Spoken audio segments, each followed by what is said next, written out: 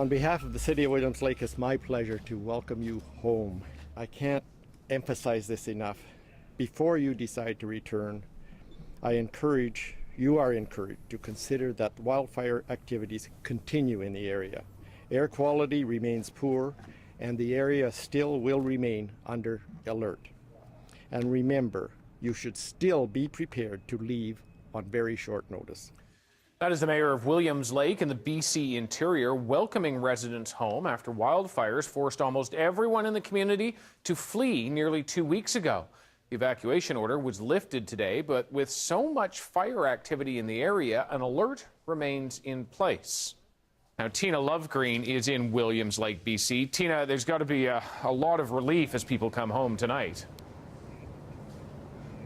It certainly is. As you mentioned, thousands of people have been away from their homes for 12 days now. That's when the evacuation order was first issued. And for some, it's been even longer than that. So people are really restless and anxious, itching to get home. So it was all smiles for a lot of people today. It's just, I still haven't seen my house, so I want to see my house. But everything, it just feels wonderful to see the city still here, the town, and I can't explain it. It just feels so good. It's really relieving.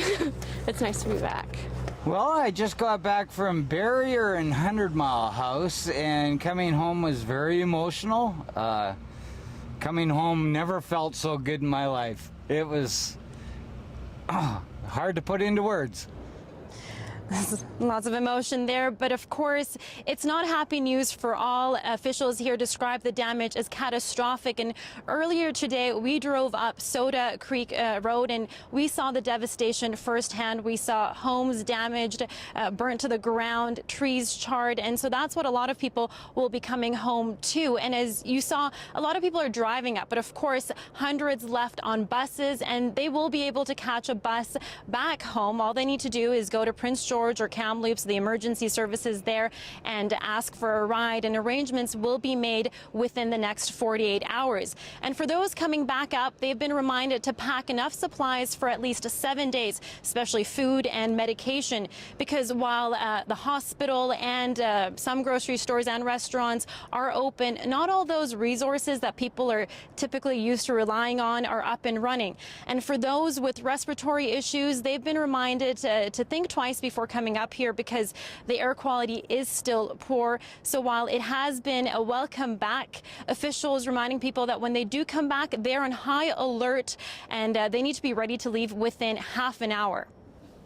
Yeah, particularly when you think about the hot and dry weather that continues in that area, the forecast suggests could continue for an awfully long time. What is the likelihood that people would be out of their homes once again? Right, and that is a question we asked officials, asking if they made the decision too soon, and they said that it wasn't an easy decision. Officials flew up in a helicopter yesterday and took a look at the fires and came back, sat around a table, discussed it among themselves, and decided that it was safe for people to come back. And it really came down to the fact that they said they couldn't keep people out forever. But as you mentioned, there are several wildfires burning nearby. The White Lake fire is at nearly 8,000 hectares, and the Willwood fire is more than or is close to 13,000 hectares, so lots nearby. And that's why officials are reminding people that once they're here, they're on high alert 24/7. David? Thanks very much. That's Tina Lovegreen in Williams Lake, BC.